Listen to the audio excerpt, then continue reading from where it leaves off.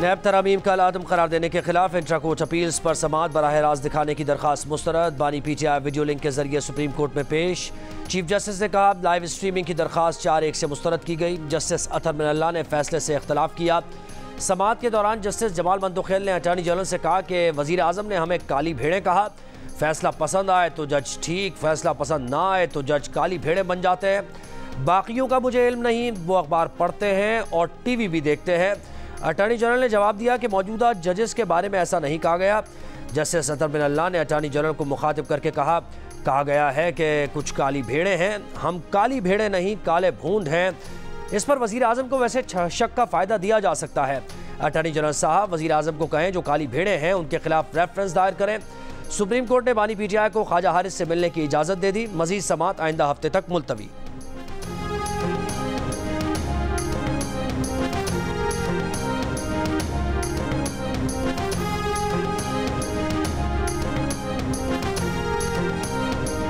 वज़ीर आज़म शहबाज शरीफ से आज़रबाईजान के वज़ीर ख़ारजा की मुलाकात। वज़ीर आज़म का तिजारत, सरमायाकारी, तवानाई, सलामती के शोबों में बाहमी ताउन मज़ीद मजबूत बनाने पर जोर। कहा आज़रबाईजान पाकिस्तान बैनुल अक़वामी फ़ोरम पर एक दूसरे की हिमायत जारी रखेंगे।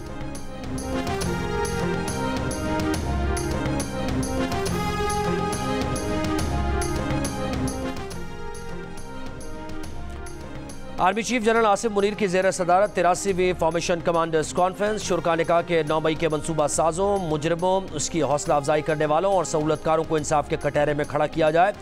9 मई के मुजरिमों के खिलाफ फौरी और शफाफ कानूनी कार्रवाई के बगैर मुल्क ऐसे साजिशी अनासिर के हाथों हमेशा यरगमाल रहेगा। रियासती इदारों बिलखुसूस अफवाज पाकिस्तान के खिलाफ जारी डिजिटल दहशत गर्दी मज़मूम सियासी मकासद के लिए बैरूनी सहूलतकारों की मदद से की जा रही है, जिसका मकसद झूठ और प्रोपेगेंडा के जरिए कौम में मायूसी पैदा करना और कौमी इदारों बिलखुसूस अफवाज पाकिस्तान और अवाम के दरमियान खलीज डालना है। पाकिस्तानी कौम प्रोपेगेंडा करने वालों के मकरू अज़ाइम से बाखबर है। इन नापाक क़ुव्वतों के मज़मूम इरादों को मुकम्मल और यकीनी शिकस्त दी जाएगी।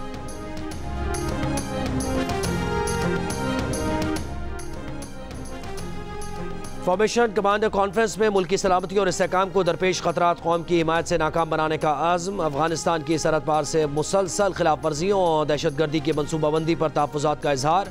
शुरका ने कहा कि दुश्मन पाकिस्तान के अंदर सिक्योरिटी फोर्सेज और शहरियों को निशाना बनाने के लिए अफगानिस्तान को इस्तेमाल कर रहे हैं। कॉन्फ्रेंस में दहशत गर्दी के खिलाफ जंग में नए जमशुदा अज़ला के अवाम की कुर्बानियों का एतराफ़। दहशत गर्दी को फैसला कुन शिकस्त देने के लिए जमशुदा अज़ला की तरक्की की अहमियत पर जोर। कॉन्फ्रेंस के शुरका ने कहा कि बैरूनी प्रोपेगेंडा करने वालों का मुकाबला करने के लिए बलूचिस्तान में समाजी और इक़्तिसादी तरक्की की ज़रूरत है। प्रोपेगेंडा करने वालों की पुष्टपनाही गैर मुल्की स्पॉन्सर्ड प्रॉक्सीज के जरिए की जाती है ताकि बलूचिस्तान के नौजवानों को अमन और तरक्की से दूर रखा जा सके।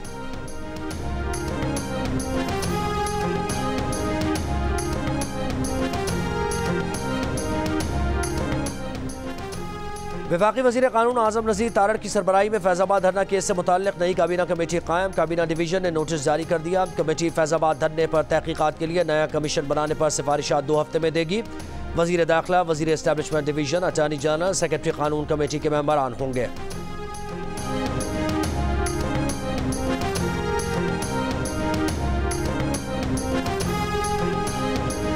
इस्लामाबाद पुलिस ने बुशरा बीबी के साबिक़ शौहर ख़ावर मानिका पर हमले का मुकदमा दर्ज कर दिया। मुकदमा PTI के वकला अली एजाज बुटर और नईम पंचोता के खिलाफ दर्ज किया गया।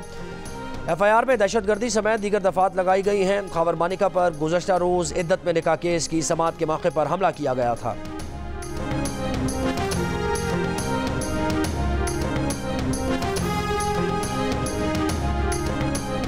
कायम मकाम सदर यूसुफ रज़ा गिलानी से वज़ीर ख़जाना मोहम्मद औरंगज़ेब की मुलाकात। वज़ीर ख़जाना की अवाम दोस्त बजट की तैयारी पर कायम मकाम सदर को ब्रीफिंग। महंगाई पर काबू पाने के लिए हुकूमती इक़दाम से आगाह किया। यूसुफ रज़ा गिलानी ने कहा आइंदा बजट में अवाम को ज़्यादा से ज़्यादा रिलीफ देने और महसूलात बढ़ाने के लिए जामे हिकमत अमली की ज़रूरत है। कायम मकाम सदर की बजट में ज़राअत के शोबे को सहारा देने के लिए भी खुसूसी इक़दाम की भी हिदायत।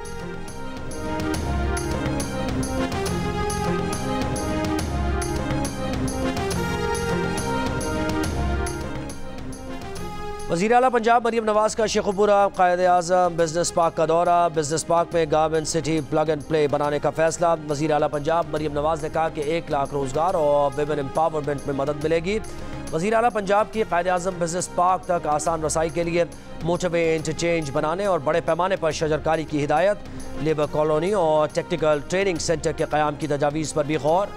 मरियम नवाज की शेखुपुरा में अमन व अमान में बेहतरी के लिए RPO को 10 दिन की मोहलत।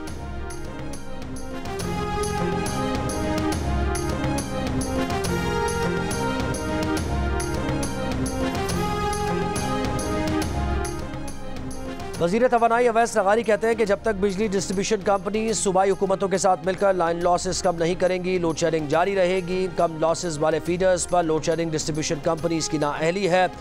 अवैस लगारी ने वाज़ेह किया कि मुल्क में बिजली की कमी नहीं और ट्रांसमिशन सिस्टम भी पूरी तरह काम करने की सख्त रखते हैं। साहिवाल कोल पावर प्लांट के लिए महंगा कोयला खरीदने से मुताल्लिक़ आला सतह कमेटी बन चुकी है, जिसमें दिफा, फाइनेंस और पेट्रोलियम के वज़रा शामिल हैं।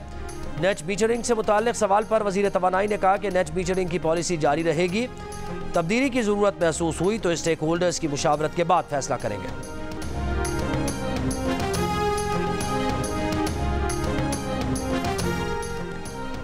नेपरा ने अप्रैल की माहाना फ्यूल प्राइस एडजस्टमेंट के तहत बिजली 3 रुपये 49 पैसे महंगी करने की दरख्वास्त पर फैसला महफूज कर लिया। नेपरा अथॉरिटी आदाद व शुमार का जायजा लेने के बाद फैसला करेगी। चेयरमैन नेपरा ने कहा कि नुकसानात की बुनियाद पर लोड शेयरिंग करनी है तो नेपरा एक्ट में तरमीम करना होगी। सेंट्रल पावर परचेजिंग एजेंसी हुकाम ने कहा इस वक्त मुल्क में पन बिजली की पैदावार ज़्यादा है। आज़ाद कश्मीर सारिफीन को रियायत का मुल्क के दीगर सारिफीन पर कोई फ़र्क नहीं पड़ेगा।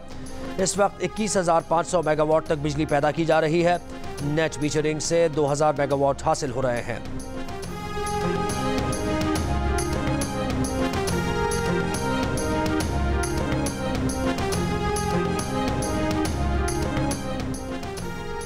सिंध के सीनियर वजीर शर्जील मेमन का सरकारी मुलाजमीन के लिए सिंध हाउसिंग सोसाइटी बनाने का ऐलान। कहा लोग स्टाफ को सस्ते दाम प्लॉट देंगे। काबीना इजलास के बाद ब्रीफिंग देते हुए शर्जील मेमन का कहना था कि कराची मुल्क का पहला शहर है जहां इलेक्ट्रिक बसेस चल रही हैं।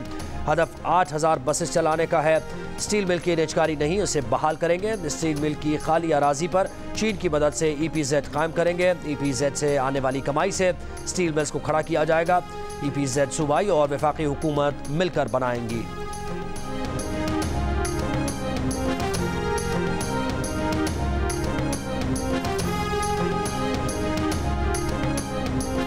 गवादर में माहीगीरों ने 17 पाकिस्तानियों को ईरानी हुदूद के करीब समंदर से रेस्क्यू कर लिया। डिप्टी कमिश्नर गवादर ने बताया कि कश्ती खराब होने की वजह से मुसाफिर समंदर में भटक गए थे।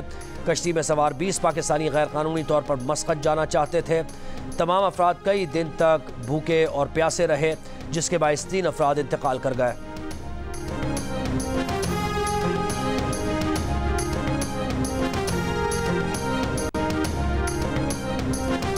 पाकिस्तान का दूसरा कम्युनिकेशन सैटेलाइट पाकसैट MM1 आज खला में भेजा जाएगा। लॉन्चिंग स्पाको के दफातर में बड़ी स्क्रीन पर दिखाई जाएगी। तर्जुमान स्पाको के मुताबिक सैटेलाइट से पाकिस्तान के तूल अर्ज में तेज़ तरीन इंटरनेट की सहूलत फराहम की जा सकेगी। सैटेलाइट को ज़मीन से खला तक पहुँचने में 3 से 4 रोज़ लग सकते हैं।